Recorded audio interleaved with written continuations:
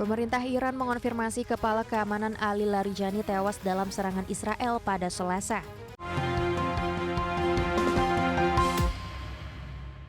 Pemirsa, terima kasih Anda masih di Prime Market Highlights dan kita ke informasi mancanegara. Pemirsa, Kepala Keamanan Iran Ali Larijani tewas dalam serangan Israel di tengah memanasnya perang Amerika Serikat Israel melawan Iran. Konflik yang terus meluas ini memicu ketegangan global termasuk lonjakan harga minyak dan ancaman krisis pangan.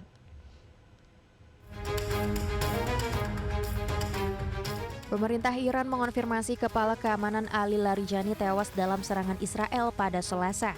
Ia menjadi pejabat tertinggi yang tewas sejak awal perang Amerika Serikat Israel melawan Iran.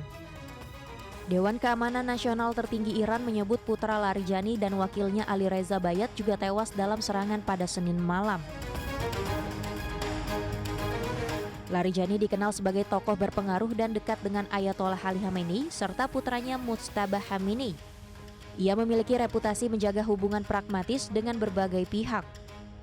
Pemimpin tertinggi baru Iran, Mujtaba Khamenei, menolak tawaran deeskalasi atau gencatan senjata dengan Amerika Serikat. Ia menegaskan belum ada ruang untuk perdamaian. Selat Hormuz yang menjadi jalur 1/5 perdagangan minyak global masih tertutup sebagian. Iran mengancam menyerang kapal terkait Amerika Serikat dan Israel. Sebagian sekutu NATO menolak terlibat dalam konflik. Uni Eropa mendorong diplomasi untuk menjaga stabilitas pasokan energi dan pangan. Program Pangan Dunia memperingatkan puluhan juta orang berisiko menghadapi kelaparan akut jika perang berlanjut hingga Juni. Berbagai sumber IDX Channel. Sama pemirsa, arus lalu lintas di ruas tol Cipali mulai melonjak, di mana per hari ini tercatat 47.000 kendaraan melintasi tol Cipali, meningkat 97% dibandingkan hari sebelumnya. Kebijakan sistem satu arah pun diterapkan di tol Cipali guna mengurai kemacetan lalu lintas. Arus lalu lintas di ruas tol Cipali terpantau mulai mengalami peningkatan signifikan jelang puncak arus mudik Lebaran. Sejak pukul 00 hingga 09 pagi waktu Indonesia Barat tercatat 47.000 kendaraan telah melintasi tol Cipali, meningkat 97% dibandingkan volume pada jam yang sama di hari sebelumnya. Pengelola jalan tol dan petugas kepolisian pun menerapkan rekayasa lalu lintas satu arah atau one way, mulai kilometer 72 Cipali hingga kilometer 414 Kali Kangkung. Penerapan pola satu arah ini pun cukup berhasil dalam mengurangi kepadatan kendaraan yang melintas tol Cipali, di mana situasi lalu lintas yang mengarah ke timur pada hari ini terpantau ramai lancar dan tidak ada terjadi lalu lintas yang tersendat. Kendaraan yang melintas di jalur tol Cipali terpantau masih dapat melaju dalam batas kecepatan normal. Adapun kendaraan pribadi mendominasi dan mayoritas kendaraan yang melaju menuju arah timur bernomor polisi Jakarta dan sekitarnya, yakni plat B. Sementara itu, seiring dengan semakin meningkatnya jumlah kendaraan yang memasuki tempat peristirahatan atau rest area di sepanjang jalan tol Cipali, maka pihak rest area memberlakukan kebijakan durasi maksimal hingga 30 menit bagi pengemudi yang hendak beristirahat atau menjalankan ibadah. Dari Jakarta, Hadis Tiarifa, Andri Setiawan, IDX Channel. Ya, sementara itu pemirsa, pemerintah siap menggunakan saldo anggaran lebih atau SAL untuk menangkal lonjakan harga minyak dunia. Langkah ini digunakan untuk menjaga defisit APBN 2026 tetap bertahan di level 3% terhadap produk domestik bruto.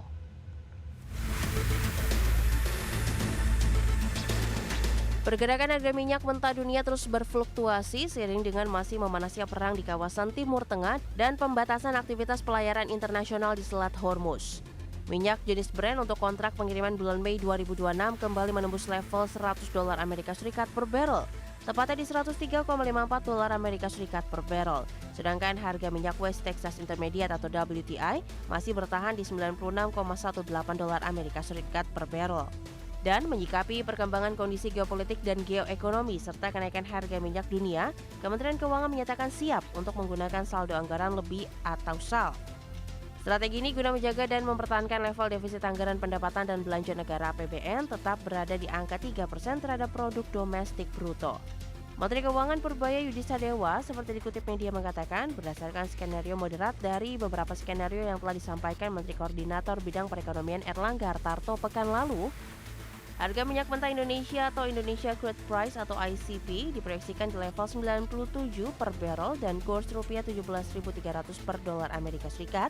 Maka defisit APBN 2026 bisa mencapai 3,53% terhadap PDB, sehingga ada penambahan belanja pemerintah sekitar 110 triliun rupiah. Purbaya optimistis jika kebutuhan tambahan dana dalam skenario moderat tersebut sebesar 110 triliun rupiah, maka pemerintah masih bisa menutup dari saldo anggaran lebih. Dari Jakarta, tim liputan IDX Channel. Pemirsa, kalangan pengamat menilai keputusan Presiden Prabowo Subianto untuk menahan skenario pelebaran defisit anggaran, pendapatan dan belanja negara di atas 3% merupakan keputusan yang tepat dan bisa menjadi momentum untuk melakukan efisiensi dan realokasi anggaran belanja negara. Direktur Ekonomi Digital Selios Nailul Huda mengatakan upaya menahan pelebaran defisit APBN di atas 3% PDB semestinya menjadi momen bagi pemerintah untuk menyusun ulang prioritas anggaran yang akan memberikan dorongan yang besar bagi perekonomian. Nailul mencontohkan salah satu pos dalam APBN yang perlu ditinjau ulang yakni anggaran program makan bergizi gratis yang hanya akan memberikan dampak positif ke PDB nasional sebesar 0,06% atau hanya sebesar 7,21 triliun rupiah. Menurut Nailul, realokasi anggaran belanja negara saat ini semestinya diarahkan untuk mampu mendorong daya beli masyarakat.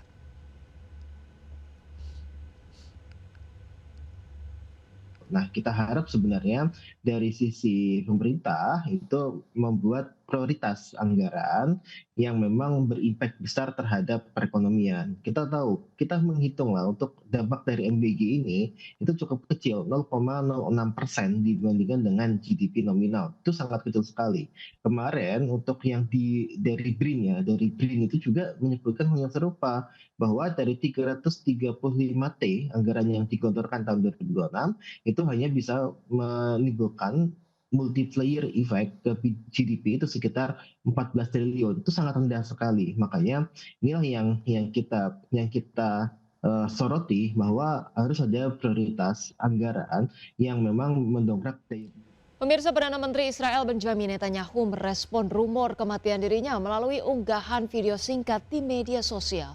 Dalam video tersebut, Netanyahu menyajikan pesan sarkastis sekaligus menegaskan kekuatan militer Israel di tengah ancaman Garda Revolusi Iran. Perdana Menteri Benjamin Netanyahu menyindir spekulasi publik terkait kondisi kesehatannya saat menikmati kopi di sebuah kafe di luar Yerusalem.